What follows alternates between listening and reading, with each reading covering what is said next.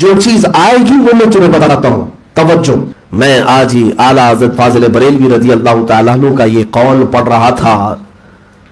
کسی نے سوال کیا آپ سے سورہ ملک کے بارے میں، تبارک کے بارے میں، تو آپ نے کیا نفیس جواب ارشاد فرمایا.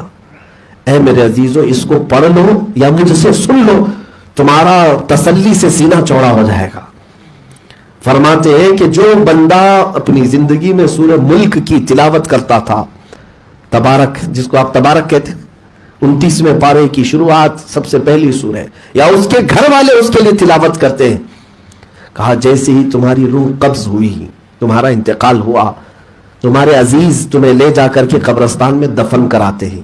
تمہارے عزیز ہی صرف سفید کپڑے میں دفن کر کے آ جاتے ہیں، پھر تمہارے اوپر مٹی ڈال کر کے آتے ہیں. ایسے حالات میں کون جاتا ہے تمہارے ساتھ؟ فرمایا گیا جیسے ہی تمہارے رشتہ دار قبرستان سے 40 قدم دور جاتے ہیں، عذاب کے فرشتے قبرستان میں قبر میں آتے ہیں، اور جیسے ہی وہ عذاب کے فرشتے آتے ہیں تو یہ سورہ ملک سامنے آ کر کے کھڑی ہو جاتی ہے اور کہتی ہے کہ میں اس کو عذاب دینے نہیں دوں گی. یہ سورہ ملک ایک حسین شکل میں آتی ہے تو عذاب کے فرشتے کہتے ہیں، کبھی سامنے سے آتے ہیں کبھی پیچھے سے آتے ہیں، لیکن وہ سورہ ملک جو ہے ہر جگہ ان کے سامنے آ کر کھڑی ہو جاتی ہے. توجہ چاہتا ہوں، کون سی چیز تمہارے ساتھ جائے گی اور تم کیا کمانے میں لگے ہو. سورہ ملک کو اتنی طاقت دی جاتی ہے، حدیث پاک میں ہے، قبر میں آ کر کے فرشتوں سے جھگڑا کرتی رہتی ہے، عذاب کے فرشتوں سے، کہ نہ میں عذاب دینے نہیں دوں گی. پھر وہ عذاب کے فرشتے کبھی دائیں سے کبھی بائیں سے کبھی آگے سے کبھی پیچھے سے، ہر جگہ یہ سورہ ملک ان کا مقابلہ کرتی. اخیر میں وہ عذاب کے فرشتے کہتے ہیں اے سورہ ملک، ہم خود سے نہیں آئے، اللہ کے حکم سے آئے ہیں، اللہ نے ہمیں بھیجا ہے، ہم اس کو عذاب دیں گے، اس کے گناہ ہیں، اس کی سیئات ہیں. اب سورہ ملک کہتی ہے توجہ، اچھا تم اللہ کے حکم سے آئے ہو، تھوڑی دیر انتظار کرو، میں خود اللہ سے بات کر کے آتی ہوں، میں اللہ سے بات کر کے آتی ہوں.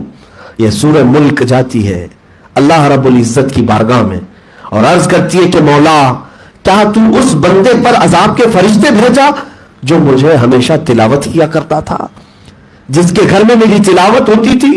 کیا تو اس بندے پر عذاب کے فرشتے بھیجا؟ رب تعالیٰ فرماتا ہے کہ ہاں، اس کے کچھ گناہ تھے، اس کے کچھ سیئات تھے، اتنی سزا اسے دی جائے گی.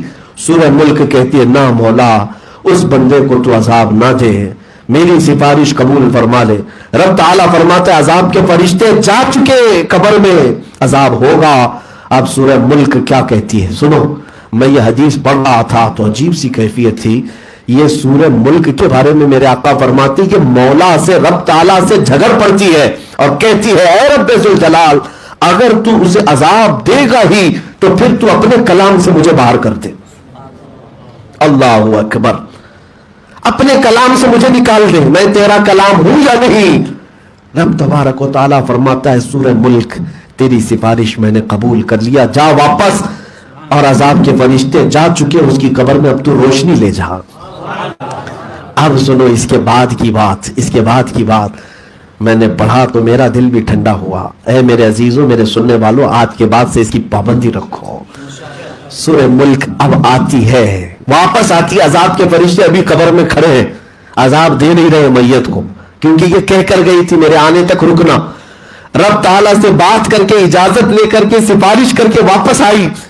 اور کیسے آتی ہے؟ اعلیٰ حضرت نے لکھا ہے حدیث کو، چادر لے کر آتی ہے اور ساتھ میں حسین پھولوں کا گلدستہ لے کر آتی ہے، خوشبوئیں لے کر آتی ہے جنت سے اس میت کے لیے، اور جلدی سے آ کر قبر میں تکیہ لگاتی ہے، اس کو بچھونا دیتی ہے، خوشبوؤں سے اسے سیراب کرتی ہے، اور اس کے بعد پوچھتی ہے اے میرے عزیز، کہیں میرے آنے میں دیر تو نہیں ہوئی؟ کہیں میرے آنے میں دیر تو نہیں ہوئی؟ یہ ہے سورہ ملک جو ہماری قبر میں بھی جانے والی ہے ساتھ میں.